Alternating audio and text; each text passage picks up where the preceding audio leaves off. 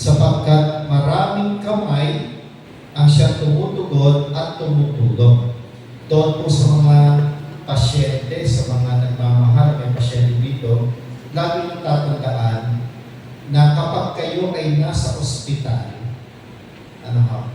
iyan ay malaking kaginhawahan po sa atin. Eh, sasabihin ng mga nandito, hindi rin po parang kasi ang mga nandito. Eh, paano hindi mo muna ang bill? Sa totoo lang ho. Kung maganda sa atin yung gobyerno ng Pilipinas, private man yan o public, magiging mo. Eh, nasa kamilo natin mga Pilipino kasi yung pagpili ng leader.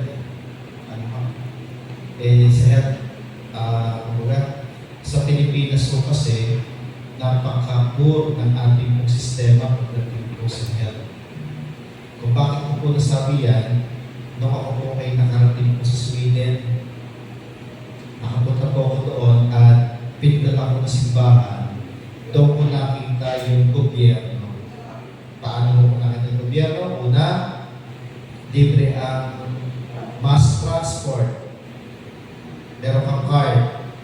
Ako, nung pumunta ako doon, way back 2002, binigyan ako ng seminary ng card. Kung ito gagamitin, sasakay ka sa bus, dahil kasi doon ako din sasakyan, bawal bumili. Mahal ang tax ng sasakyan. Kaya doon, puro bus. Hindi libre. Pangalawa, health facility, public or private, libre. Sino babayad? Gobyerno.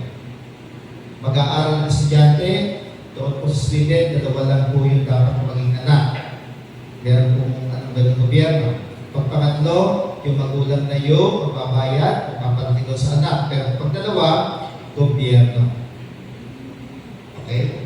So sa lahat, kung tutusin po natin, napakaganda kung ang gobyerno ay gano'n. Kaya mapapasin natin sa Pilipinas, mapa-private hospital, non-private hospital or public, mapapasin natin yung difference. Bakit? Kasi yung paggamit ng fund. Dahil kung maganda yung paggamit ng fund, siguro itong cancer specialist magiging libre para po sa atin maka-access ng ating po kailangan. Pero hindi doon. Pasalamatan natin yung ospital sapagkat siya'y kamay para tumugon, para magtugtog ng buhay. Kasi sabi nga po ng Panginoon, hindi ako para sa patay. Ako ay para sa mga buhay. Kaya pag pinag-usapan natin yun, walang kamatayan. Bagamat ang tao ay mamamatay, ngunit meron pagkabuhay. Dadaanan lang yung kamatayan, panandalian. At ang Diyos, kung naniniwala tayo, mga buhay, yung mamamatay ay naniniwala, may pagkabuhay. Doon ang tutungtungan po natin. Kaya dito sa gospel, binigyang tingin po sa atin, matakin nyo, ito yung unang pagpapahayag ng Panginoon tungkol sa kanyang kamatayan. Pero meron siyang inaaral po sa atin. Anong pong aral? Una, nasabi, sharing is caring. Kayo po may nagbabahagi. Sabi, sharing is caring. Kaya ang ospital, nag-aalay siya.